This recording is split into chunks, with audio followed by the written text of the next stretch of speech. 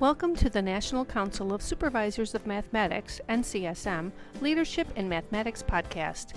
NCSM is an organization supporting mathematics education leadership at the school, district, college, university, state, province, and national levels.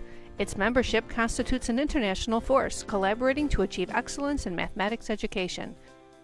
Be sure to visit the NCSM website at ncsmonline.org. Linda Gojak, NCSM's president, brings us episode number 4, Leading to Make a Difference. Linda currently directs the Center for Mathematics and Science Education, Teaching, and Technology at John Carroll University in Ohio. On the path to leadership, we all encounter bumps and boulders. Linda shares 10 tips to help smooth those bumps to become an effective leader of mathematics education, from the classroom to the boardroom. This episode was recorded at the NCSM 39th Annual Conference held March 19th through March 21st, 2007 in Atlanta, Georgia. Linda Gojak, and many of you know her as a teacher and a leader.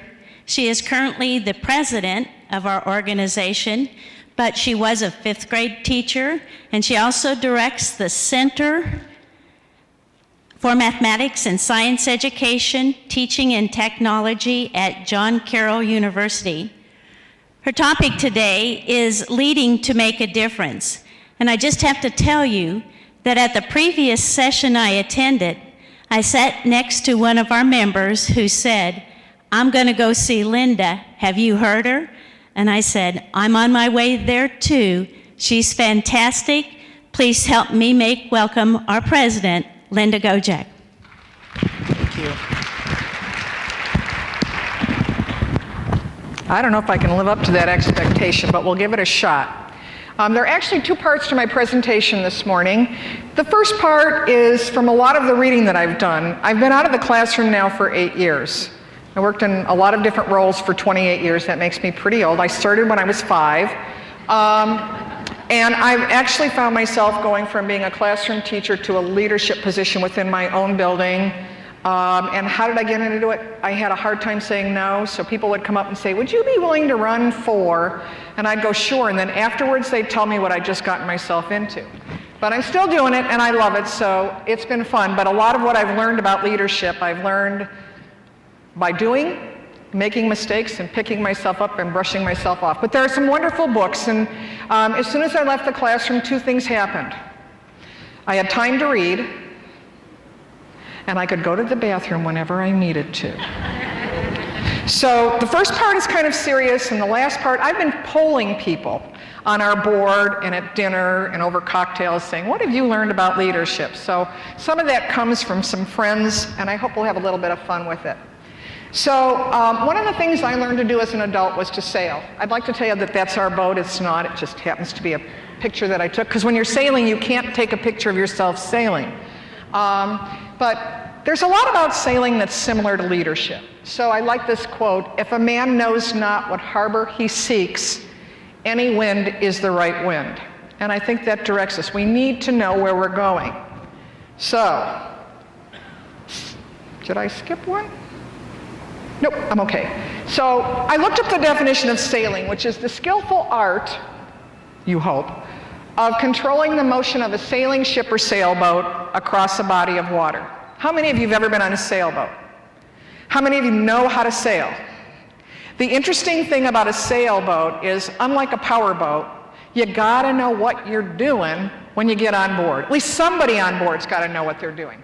So, the first couple times, I owned the boat with another teacher. She happened to be a physical education teacher. The name of the boat was Teacher's Pet, with the S apostrophe. And the first couple times we went out, bowline? What's a bowline? A bowline is a knot. Well, we don't know how to tie a bowline. So I'm sitting on the bow reading the directions of how to tie a bowline. So there's some skill to sailing. Whereas if anybody's a power boater, you just put the key in and you drive it and you're off, and hopefully you can get it back in the dock in one piece. So leadership is much like sailing. Leadership is the skill of influencing people to work enthusiastically toward goals identified as being for the common good. So with that said, I would say that lesson 1 is set your course.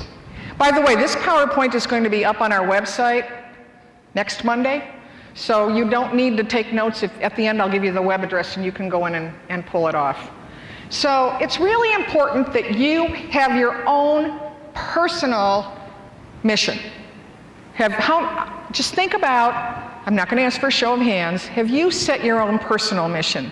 Do you know what you're about and you believe in? So and all of my mission, maybe it's because I spend so much time in the classroom, but everything I do focuses on students, even as a leader. The other thing I have learned is that 6th graders are a whole lot easier to handle than adults are. So I have to keep my vision on what I want for kids. The second part is, have you identified your values? And I like these 2 questions. I actually learned them from a colleague at a conference, and he said, this is what I asked my faculty at the beginning of the year. What do you believe about effective mathematics education? What do you believe? Have you defined what you really believe is effective? And what do you believe about the way students learn mathematics? And if you ask that question and you're working with teachers, you will sometimes find that there's a conflict between the 2.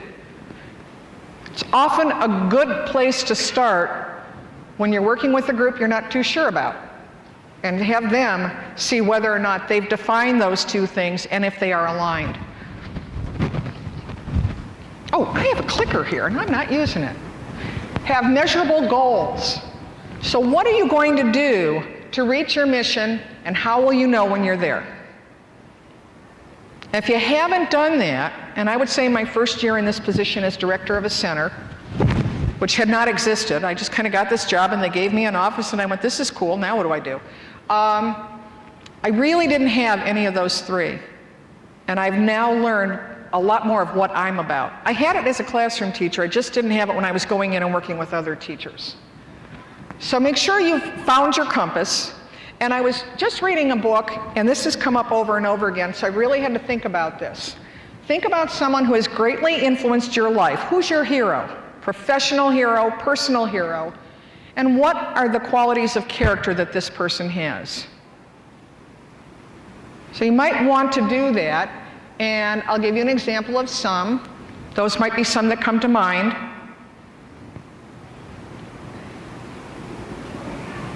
I think about my professional mentors and my professional heroes, and I have a lot of them. When I sat down and really thought about it, I have a lot of people that I think are my heroes who have influenced my life. But they have not all of those characteristics, but many of them. And so, you kind of wonder, these people, they look really good. So you wonder, are they just kind of naturally born this way? Or are they learned behaviors? And I think it's important for everybody in this room that's a leader to understand, to some degree, we have all the characteristics. Some more than others. Patience is not one of my characteristics. So if I go back to this and I think, I'm not always a good listener. I sometimes try to guess what people are going to say, because I always feel like I'm in a hurry. I try to be respectful. Passionate, I am big time. So think about your own characteristics and which ones do you really have that are part of you, and which ones do you need to work on. So as we look at that list, we have to practice the ones we don't have. So when I catch myself not really listening, I stop and say, look into that person's eyes, shut your mouth, Linda, and listen to what they have to say. So you need to practice those qualities if we're going to be able to have them ourselves. So lesson 2 is that there are 2 dynamics to effective leadership. One is the tasks. So what is it we want to do? The other is building relationships. I knew what I wanted to do. I knew what my tasks were. I had to really work hard at building relationships, because many of the teachers that would come to the workshops and the professional development that we did weren't on the same page I was. So, they'd go through the motions. They didn't necessarily believe where I was, so I had to think about, what do I do with that naysayer in the back of the room? I'll give you an example. We were doing a workshop with a wonderful group of K-3 teachers. And we had used John Van de Waal's, one of the big things that they want to know is, how do you help kids learn their basic facts? If I could come up with the magic cure to have all kids know their basic facts, I could retire, be a millionaire, and do this for fun instead of for getting paid. So we went through some of the strategies in John Vander Waal's book. Thought a lot about John when I was doing that workshop. And one of the first ones is counting on. So one of these wonderful teachers, and I do mean wonderful teachers, they gave up 6 Saturdays without a stipend or anything to come to the university. She says, have you heard about touch math? Now, I remember that last year after the 6-week session, and I'm not opposed to touch math, but it's not the only strategy. And if all we're showing kids is touch math, we're not giving them a chance to make sense. But that's a different speech. Anyway, I'm thinking to myself, how do I answer this? How do I value what she has to say because they've had all this success with touch math, and yet help her to get to the next level? Well, I did what anybody would do. I had a co-facilitator who was a first grade teacher, and I turned around and I said, Diana, what do you think about that? Diana did not know how to answer either. So we kind of laughed about it, but I couldn't jump on her. And 6 years ago, I would have jumped on her and went, touch math? What do you mean just touch math? So you really have to take people where they are and value that and develop those relationships. So you can't just define the tasks, you have to think about your audience.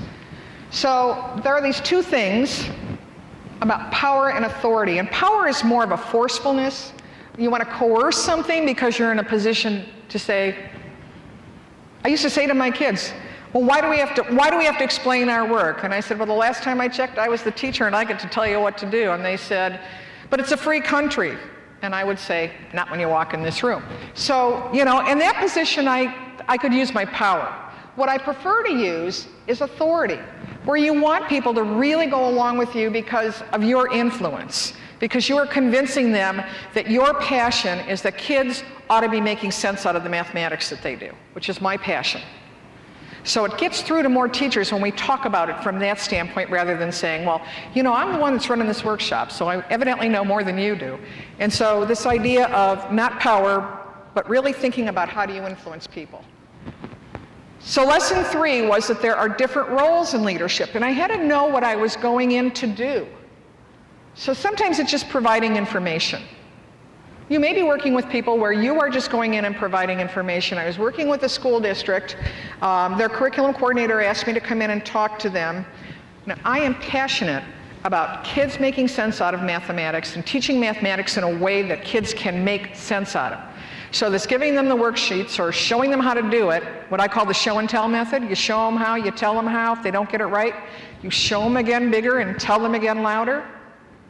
It's just not my understanding. Well, I was going into this district to talk to their math team. This district used about 4 different books at every grade level, and 4th graders were using a 6th grade text, some of the advanced 4th graders. That personally in my own life makes me very uncomfortable. In fact, we stopped all acceleration at the school I taught at for many years until kids got to 7th grade, so we had a better sense of where they were. I realized in going in to talk to them, my role was to provide information, and I noticed the one principal started to become very defensive when I said, well, why do you accelerate these kids? Why do you have some 4th graders doing 6th grade and 7th grade math? And he became real defensive, and I said, I'm not looking for my education. I want to make sure you guys understand why you're doing that. So being able to ask questions, but knowing that I wasn't trying to go in to convince them to adopt my philosophy, but I wanted them to understand why they were doing what they do. The second level is to assess and change attitudes. So at that point, I might want to be changing some attitudes. I might want them to be. I loved the slide that Kathy Cox put up about how they changed their curriculum and a classroom would look different. Because when I looked at it, I thought, those are the process standards. Those are the process standards. So it's talking about how do you change attitudes and convincing people in my mind that those process standards are just as important as the content standards. Now it gets a little tricky. So how do you start to affect behavior? How do you affect organizational change? So and these are levels. So, when you're just providing knowledge to people, you're at the very bottom level. When you're trying to go in and affect the whole organizational change, it's pretty scary. And I would say that you have to develop some of the bottom ones before you can get to that top one. Other way around. So, lesson 4 is change is difficult. People feel awkward when confronted by change, so they need to know what to expect. People feel alone even if everyone else is going through the change. That sounded funny. Teaching is the world's loneliest profession. When teachers go into their classroom, for the most part, they still close the door and they're in there with 25, 30 kids. And so even if a whole building is trying to make change, the bottom line is that unless you are in a position where you're lucky enough to have coaches or mentors, or teachers can go in and talk to each other and watch each other and be reflective and not become defensive about practice, but learn together, most teachers go in the classroom, close the door, and they are with the kids. So if you're expecting them to make change, they're not feeling what they may be feeling, but they still feel that they're alone as they're trying to implement that change with kids. So you want to structure activities that create involvement, and you want to encourage individuals to share ideas. Give opportunities for them to talk to each other. People will first think about what they have to give up. So you don't want to sell the benefits of the change initially. We were working with several districts in the greater Cleveland area where we were asking the elementary teachers to move to a more hands-on, inquiry-based approach to teaching mathematics. Most of them had had experience teaching in a very traditional show-and-tell environment. We didn't try to go in and sell them the benefits of inquiry. What we had them do was actually experience it. And when we actually had them experience some of this math, very active, hands-on, but connected it to our state curriculum, I don't think they realized or perceived what they were giving up as to be losses. In fact, they started to say, where can we get more of these kinds of ideas? And you need to listen. I went in to do a demonstration lesson at one district that I was working with, and this teacher only allowed me in her classroom because she was told she had to. So I walked in, this was a group of second graders, and her first comment to me, I let them pick the lesson they wanted me to do. Give me a topic, I'll go in and teach it. Now, I used to call those model lessons, but not knowing the kids, I didn't have any idea what was going to happen, so I now call them demonstration lessons. So I walked into the room. Oh, she kept telling me, I don't know, she gave me the topic, and then she proceeded to tell me about at least 10 times mentioned, I don't know why this is in the curriculum in 3rd grade. They had looping, so she'd had these kids in 2nd grade. They did this last year. I don't know why we have to do it again. So I went in with my manipulatives, and I wanted to put the kids in groups of 4, and they were all facing the front of the room, and she wouldn't let me move desks. But before that, when I walked in, this district had embraced a very hands-on curriculum. The kids all had their old textbooks, which were supposed to be taken away, and they were working multiplication problems. And when I knew I was in trouble when I walked in, because she said to her kids, put away your real math books, we're going to do the other math now. And I turned her, I was so proud of myself. Now remember, I was like 2 years out of the classroom myself. I turned around to her and I said very quietly, please don't say that to your students. And she said, but that's the way I feel. And I said, and you are entitled to those feelings. I can't change those feelings. I didn't say this to her, but I did. I looked at her and I said, and you are entitled to those feelings, but you are not entitled to share them with your students. And it was very interesting as the lesson unfolded. The kids had never worked together in a group. Now remember, this is the 2nd year they have this teacher. They had never used a manipulative, and when I went through the lesson, it had to do with patterns with adding odds and evens, and doing it in a very concrete way so they can see that when you add an even plus an even, you're going to get an even, and why that happens. And the kids were very involved, but you could tell how awkward it was because they hadn't worked with materials before. But what was and so they struggled with that, and they struggled with the conceptual understanding, even though she had taught it. And when the lesson was over, she came up to me and she said, well, I don't know why they had such a hard time because I taught it last year.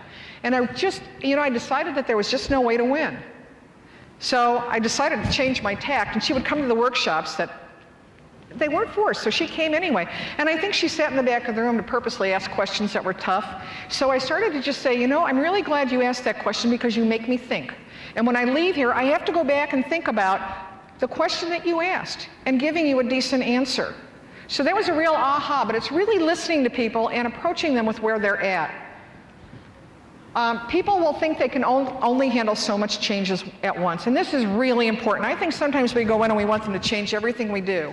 And there's a wonderful article in an old, and it's not that old, but it's an issue of mathematics teaching in the middle school called Never Say Anything a Kid Can Say. And at the end of the article, I've seen some heads nod. we use that article with almost all the professional development we do. At the end, he talks about 10% change a year. So to go in and hand teachers a whole new program and expect them to just successfully implement that without giving them the support that they need and expecting that they're not going to be able to change everything, especially elementary teachers who teach 5 subjects a day, and now we're asking them to totally change the way they teach math. So 10% a year is very realistic. If you have a really good bunch and an enthusiastic bunch, you might get 20 out of them, but 10 is pretty realistic. Change is difficult because I always get the list of why we can't do it. We can't change the schedule, there's not enough time, there's not enough money, we don't have the skills. So you really have to encourage creative problem solving. And sometimes you have to come up with a solution yourself. So where are we going to find more time? How are we going to find more time? Brainstorm together and then take it to the principal and say, this is what we've come up with. It's amazing to me how band, and I have nothing against band, music, art. My sister was an art teacher for 27 years. I have nothing against those being in the curriculum, but oftentimes, at least at the elementary school level, they are what controls the way that the schedule is written. So I want to go back and think about, is that appropriate or not? People are at different levels of readiness, and I actually talked about this. Some people are risk takers. You got the ones that are gung-ho going, this is really cool, I can't wait to go back and try it with my kids. And others are much less secure about it. And you really need to acknowledge feelings as to where teachers are in their own personal development. And finally, this is one of the things that I learned. I didn't realize this, but when the pressure is taken off, people revert to their old habits, unless they've really bought in. And I have found that when you don't have administrative support, those teachers who don't want to change, don't change. So if you get a chance to look at that brochure, that was why we chose to start with administrators on what research has to say about professional development too. And our first one in your bag is administrators, because we really felt that one of the things that Iris Weiss's group found was when the administrators were on board, change would happen much more quickly. Oh, and the last one is really important. If I can get the last one back. Focus on your goals, recognize and celebrate successes. You've really got, when things are happening, everybody is happy when they're acknowledged for their work, but when things are happening, even if they're baby steps, make sure that those teachers are recognized and acknowledged. And they love chocolate. Chocolate is always good. If you don't bring it, they'll bring their own, is what I've learned. Okay, lesson 5. The key to leadership is to accomplish the task while building relationships. In order to develop relationships, you must know where the people that you are working with are.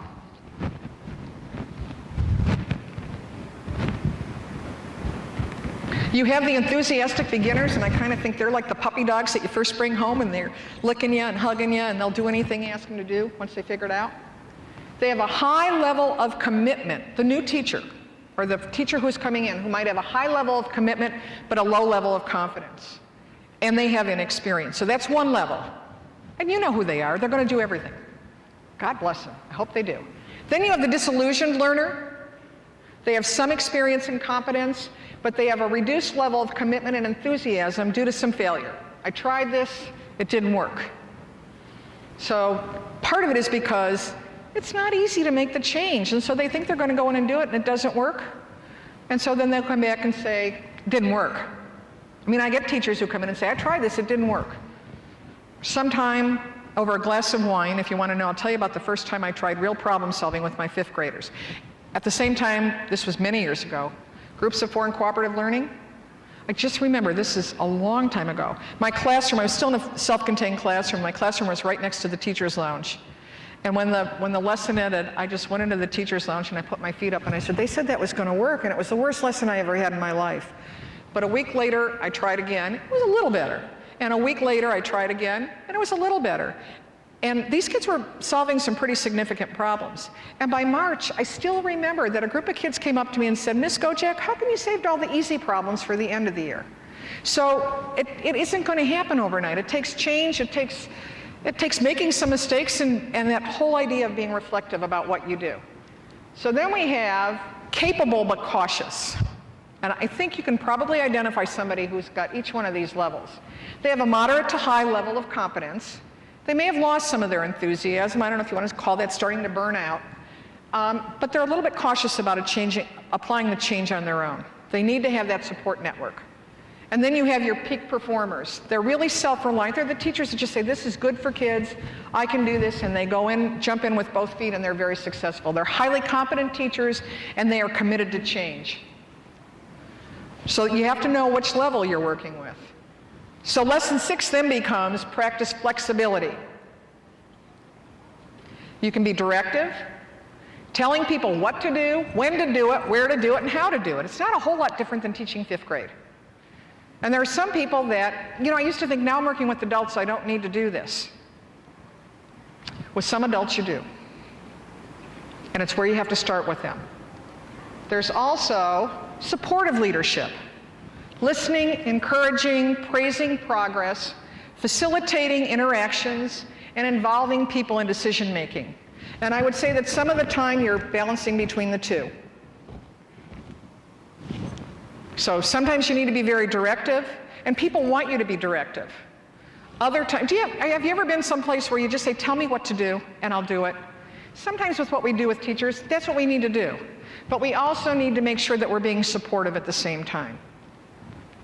So we're getting closer to the fun stuff now, but I want you to, this was really enlightening for me. When you're directing, you're providing specific directions about their roles. You're tracking performance in order to provide frequent feedback. And you really want to use this with the enthusiastic beginners, because you know what? They're at the point where they want to listen and they want to learn. They need high direction and they need a lot of support. Then you have the coaching model, which you're explaining why, you solicit suggestions, you praise progress that is approximately correct, and you continue to direct the class accomplishment. And I would add another step to that you model. A big part of coaching is also modeling. And that's best used with the disillusioned learners. The people that need that extra support, need high direction and high support, but it's more, let's talk about it, but I'm going to help you with the decision. Again, I see a lot of you writing, and you can, because I'm one of those people who has to sit and write, but if I'm going too fast, this will all be up on the website. Supporting. That's where you really facilitate interaction with others. And this was something that was hard for me. When am I facilitating and when am I being more directive? You want to listen to people and draw them out and ask questions. You want to encourage and support people, and you don't have to provide quite so much direction. So they start to decide where they want to go and where they need to be, but you're there to help by your questioning, have them consider the best direction for them. And that's best used with the capable but cautious performers. So you're giving them high support because they know what to do, but they don't need quite as much direction. So I kind of think about that as, let's talk about this, get everything out on the table, and you guys decide where you want to go. And the last one is delegating. So that's where you are facilitating the interaction, you're listening to people and drawing them out, you're encouraging and supporting, but this time you provide very little direction, and that's what you use with your peak performers. At least in my experience working with elementary and middle school teachers, I run into a lot of teachers who really want to make change, but they don't, and they're very enthusiastic, and they are outstanding teachers. They just don't always have all the information to be able to determine what it is they need to do. Lesson 7, you can't do it all by yourself. So you need to find your partners. I have some interesting partners. I have people at other universities that I work with. I had a laugh when Ruth said doctor. As soon as you get a job at a university, it's the easiest PhD I ever got in my life. I don't have my doctorate. But I have learned to depend on people. Our center sits in the mathematics department, which was very interesting because when they did that, I wasn't quite sure how the mathematics department was going to welcome us. Most of them welcomed us with open arms, and the rest decided they didn't really care what we were doing anyway, so that was fine. But I have found my colleagues in that math department that are willing to help, that I feel comfortable with going, this has come up in one of our workshops, and I'm not sure how to answer the question. Could you look at it and tell me mathematically why this is correct? Or help to explain it to me? So they've been wonderful. Finding teachers, finding what I call masterful teachers, there's something a teacher brings in when you're working with other teachers that gives that credibility. Because even though I've only been out of the classroom for 6 years, they see me now as a person at the university. So I usually co-facilitate with a 6th grade teacher who can say, I did this with my kids, and it worked. Follow through on agreements. Determine the right leadership for the right developmental level. So find some people to work with. I miss that part of working with teachers that I was working with when I taught. Now I'm really by myself. Building relationships, God, this one is hard. You gotta learn how to trust people. I forgot the little dongle to my computer. I'm a Macintosh person, so you have to have this little thing to hook it into the projection device. I'm waiting for one of those Mac commercials where the PC guy turns around and says, well, at least I don't have to have a dongle. And my roommate said, I'll run back to the hotel and get it. And it's getting closer and closer, and I'm thinking, oh, God, I hope she finds me. She was here in plenty of time. I really had to trust that she said she would do it, and she was going to do it. So you have to trust people, and you have to let go, and you have to know that if it doesn't work, that's okay. You'll pick up the pieces, and you'll make it work. You really have to be respectful of people.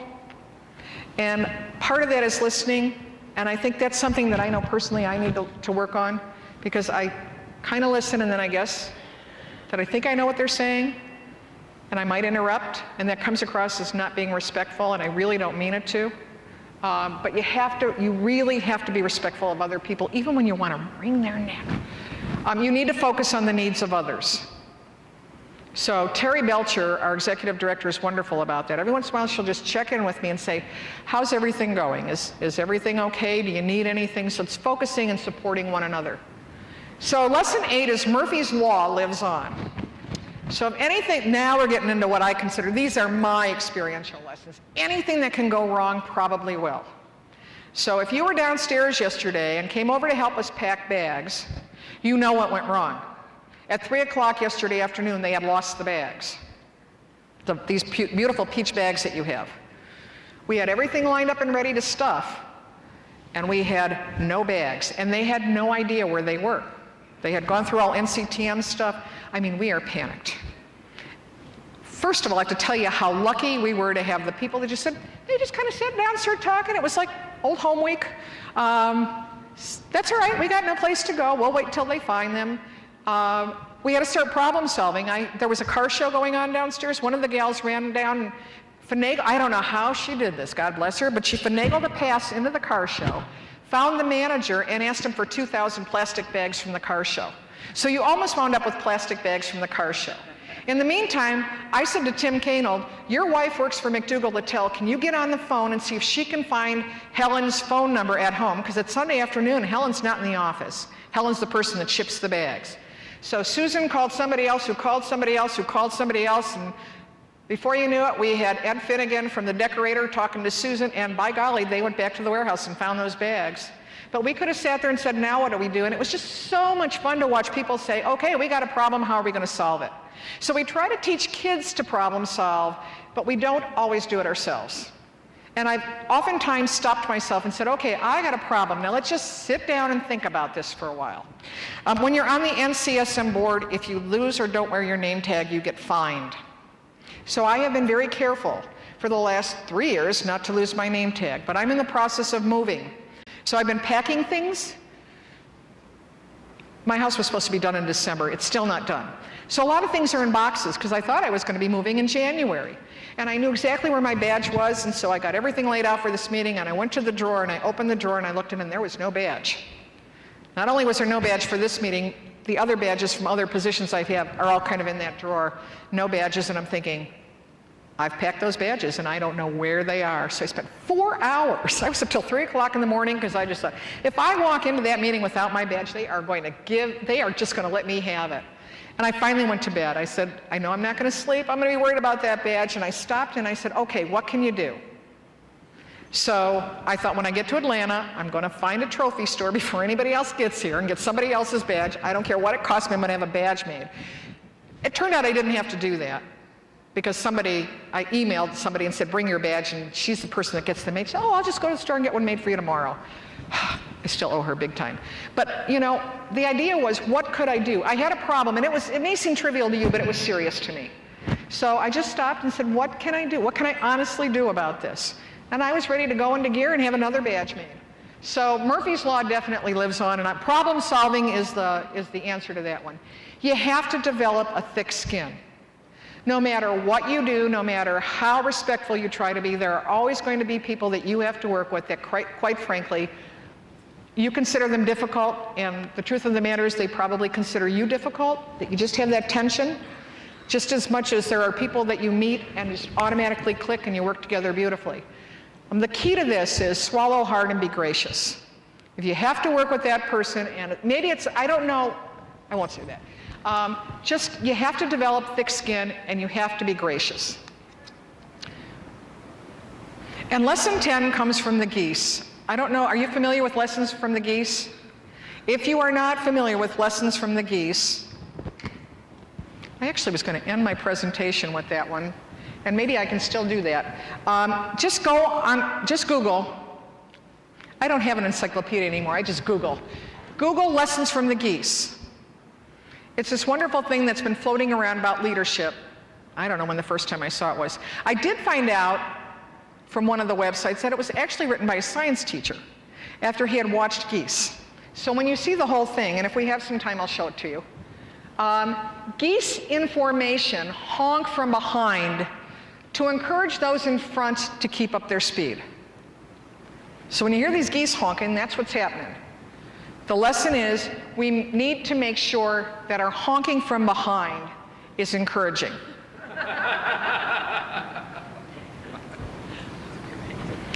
So when you think about leadership and the lessons that are learned, the journey is often rough, whether you're on the water, or bumpy if you're on the road. If you don't change your direction, you will wind up exactly where you are headed.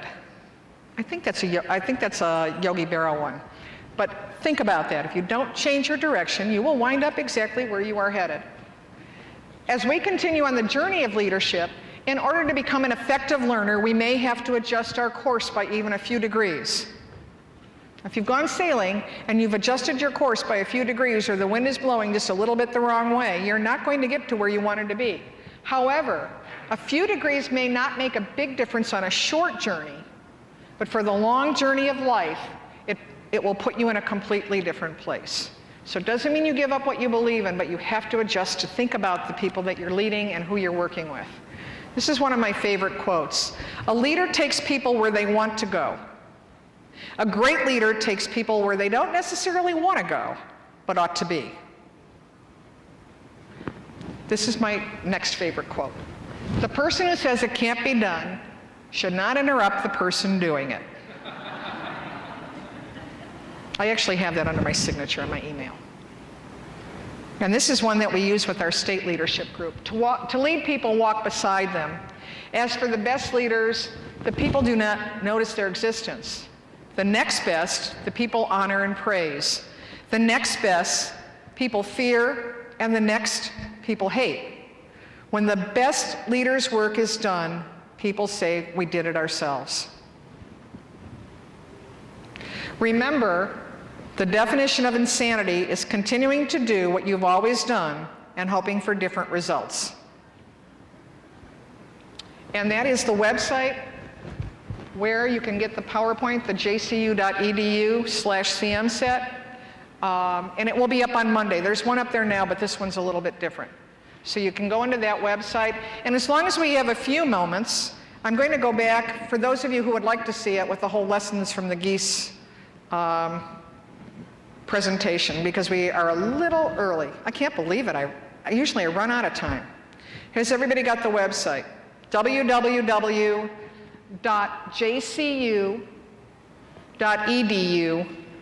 and then /CMSETT.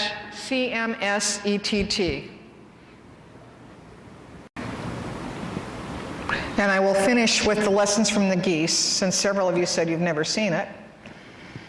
Those of us that have been around for a while have seen it. It kind of disappeared after a while. Here we go. Okay, what can we learn about leadership from geese? As each bird flaps its wing, it creates uplift for the following bird. By flying in a V formation, the whole flock adds 71% greater flying range than if the birds flew alone. Lesson: people who share a common direction and a sense of community can get where they are going quicker and easier because they are traveling on the thrust of one another. What can we learn about leadership from geese? Whenever a goose falls out of formation, it suddenly feels the drag and added resistance of trying to fly alone, and quickly gets back into formation to take advantage of the lifting power of the bird immediately in front. Lesson: if we have as much sense as a goose, we will stay in formation with those who are headed in the direction that we want to go, and we will be willing to accept their help as well as give it to others. When the lead goose gets tired, it rotates back into formation and another goose flies at the point position. Lesson: it pays to take turns doing the hard tasks and sharing leadership. With people as well as geese, we are interdependent on each other.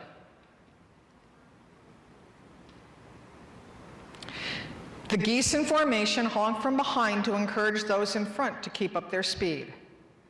We need to make sure that our honking from behind is encouraging. When a goose gets sick or wounded or is shot down, two geese drop out of formation and follow it down to help protect it. They stay with it until it is able to fly again or dies. Then they launch out on their own with another formation or catch up with their flock. Lesson: if we have as much sense as geese, we too will stand by each other in difficult times, as well as when we are strong. Leaders learn publicly, create professional community, enable others to collaborate and lead, encourage continuous growth in all. I thank you. Let your leadership journey begin today. Thank you very much.